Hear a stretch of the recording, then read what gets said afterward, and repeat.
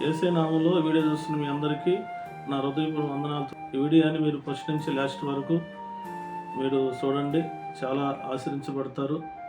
విశ్వాసం లేని వారికి విశ్వాసంలో బలపరచబడతారు. రోమిల్ రాసిన పత్రిక 10వ అధ్యాయము 17వ వచనం చదివితే అక్కడ ఒక చక్కని మాట పౌలను రాశాడు.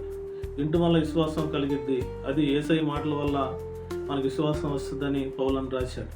పౌలన జీవితంలో ఎన్నో శ్రమలు, ఎన్నో ఇబ్బందులు పౌలన జీవితంలో కలిగినాయి. కాబట్టి ఆయన యేసయ్య మాటల ద్వారా నాకు విశ్వాసం వచ్చిందని రోమా సంఘానికి ఆ మాటలు రాశాడు. అలాగే మనం లేఖనం ఒకసారి పరిశోధించుకోగలిగితే ఇంటి వల్ల మనకు విశ్వాసం వస్తుందని అన్నట్టుగా మార్కు సువార్త 5వ అధ్యాయము 24వ వచనం నుంచి మనం చదువుకుంటే అక్కడ 12 సంవత్సరాలు వ్యాధి కలిగిన స్త్రీ, ఆమె కలిగిన వ్యాధిని బట్టి, తనకు కలిగిన బాధను బట్టి, తనకు కలిగిన డబ్బంతా ఆమె ఎతపరుచుకొని హాస్పిటల్కి పోచేసుకుని ఇంకా బాగా రోగం ఎక్కువైపోయినట్టుగాని రాయబడి ఉంది అక్కడ. కాబట్టి యేసయ్య మాట వినటం వల్ల నాకు విశ్వాసం కలిగిందని, యేసయ్య మాట ఆమె వింది, ఆమె చెవిలో పడినప్పుడు ఆయన వస్త్రం చెంగి ముట్టినా నాకు స్వస్థత వస్తుందని విశ్వసించింది. చాలామంది రోగులు వస్తున్నారు, గుంపులుగా వస్తున్నారు యేసయ్య దగ్గరికి. నన్ను ఎవరు తీసుకెళ్ళలేరు, నా మాట ఎవరు పట్టించుకోరు అనుకోండొచ్చు. కానీ ఆయన వస్త్రం చెంగి ముట్టితే నాకు స్వస్థత వస్తుందని విశ్వసించింది.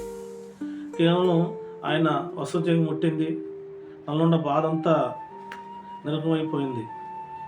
అప్పుడు యేసయ్య నాలో నుంచి ప్రభావం వెళ్ళిపోయిందని అక్కడ లేఖనంలో రాయబడి ఉంది. ప్రేమైన దేవుడు బిడ్డలారా,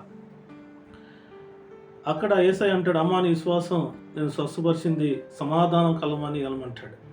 అంటే ఆమె నమ్మింది, విశ్వసించింది, నాకు నిశ్చయంగా నాకు స్వస్థత వస్తుందని.